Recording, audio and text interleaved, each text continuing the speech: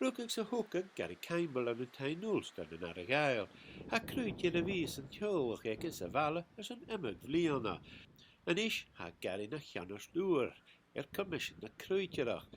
I've spent the last 30 years working in the Highlands and Islands of Scotland, but before that and during that time I've also worked for international businesses. So I think that I can bring something, not only local knowledge, having grown up in Argyll, grown up in a croft.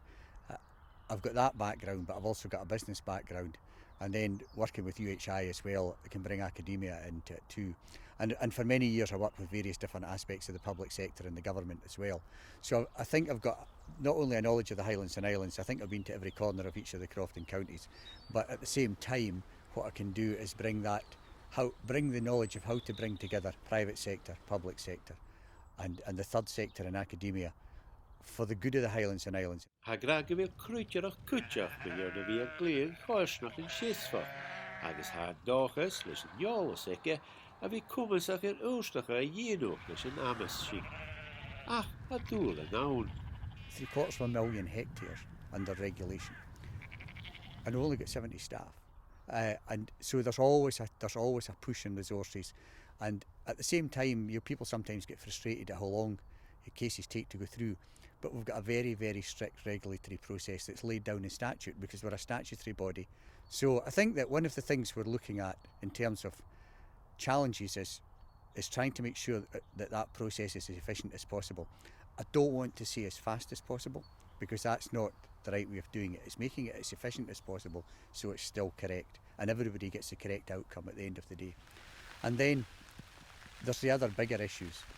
So common grazing, for example.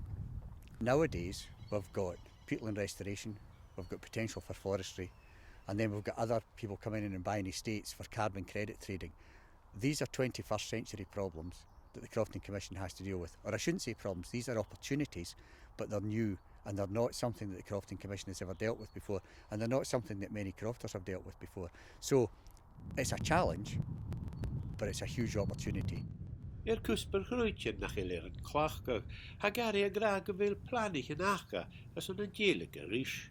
We've got people who haven't returned a census for a number of years, and it's very obvious that they're living more than 20 miles away from their croft. In other words, they're in breach of that residency duty. We're going to follow up and we're actually going to go and inspect the crofts, some of them, a sample of them, to see if the croft's being used. We're more interested in land use and that the croft is not being neglected and it's actually being used. If it's being used informally by someone else, all we would ask is that the people formalise it and then we can do something actually hugely beneficial to them. But we'll be able to do that, and I think that's a really important point to be taken account of in terms of the census. We want to work with people. We don't want to be seen as a police force. We want to be actually working with crofters and the communities to make sure the crofts are properly used in accordance with the law.